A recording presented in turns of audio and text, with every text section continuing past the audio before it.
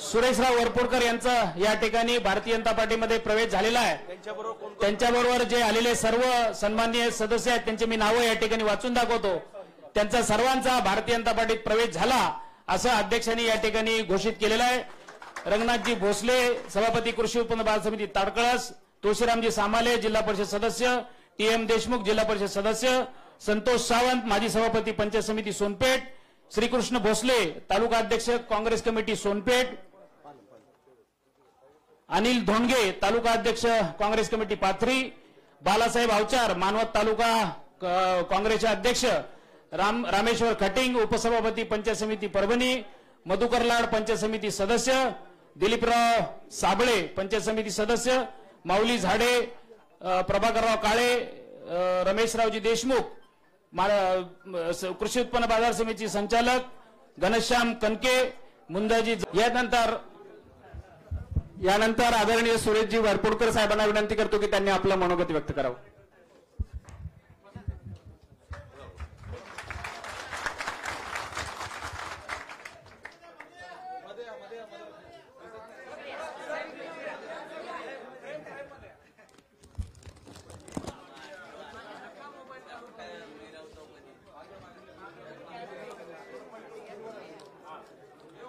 भारतीय जनता पक्षाचे प्रदेशाध्यक्ष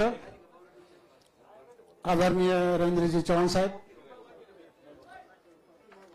महाराष्ट्र राज्याचे महसूल मंत्री आदरणीय चंद्रशेखरजी बावनकुळे साहेब, महाराष्ट्र राज्याच्या राज्यमंत्री आणि परभणी जिल्ह्याच्या पालकमंत्री माननीय नामदार मेघनाताईजी बोर्डीकरजी, या राज्याचे मंत्री माननीय अतुलजी सावे साहेब, आमदार तानाजीरावजी मुटकुळेजी, आमदार संजय केनेगरजी, माजी आमदार अमर राजूरकरजी, आमदार विक्रांत पाटील, आमदार माननीय माधवी नाईक प्रदेश महासचिवजी, रवींद्र अनासपुरेजी, आमचे मराठवाड्याचे विभागीय संघटक संजय कोडगेजी, माजी आमदार माननीय रामरावजी वडकुळजी, माजी खासदार शिवाजीराव मानेजी, माझ्यावर आलेले आमचे सर्व सहकारी,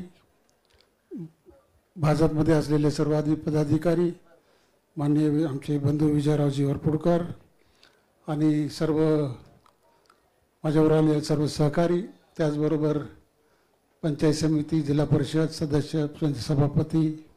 सरपंच, चेअरमन आणि सर्व प्रमुख कार्यकर्ते मंडळी, आज फार मोठ्या संख्येने आपण सगळेजण आपण भारतीय जनता पक्षामध्ये प्रवेश करीत आहोत। मुख्यमंत्री देवेंद्रजी फडणवीस साहेब यांनी 2014 असेल, 2019 असेल, 2014 असेल, ह्या 15 वर्षाच्या काळामध्ये महाराष्ट्राचं नेतृत्व केलं। त्यांच्या कार्यकाळामध्ये भाजपमध्ये सरकार असताना भाजपचं सरकार त्यांनी त्या सर्वप्रथम आणलं।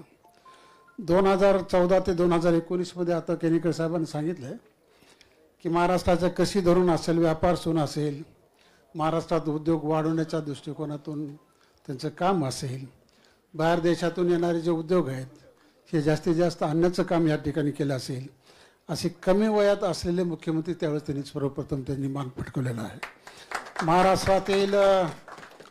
आमचं जसं आतापर्यंत धोरण राहिलं होतं सर्व जाती धर्माला घेऊन चालायचं,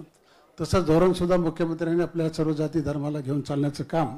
त्यांच्या नेतृत्वाखाली या ठिकाणी झालं आहे। मला नेतृत्वाला, आमच्या कार्यकर्त्याला, आमच्या पुढच्या पिढीला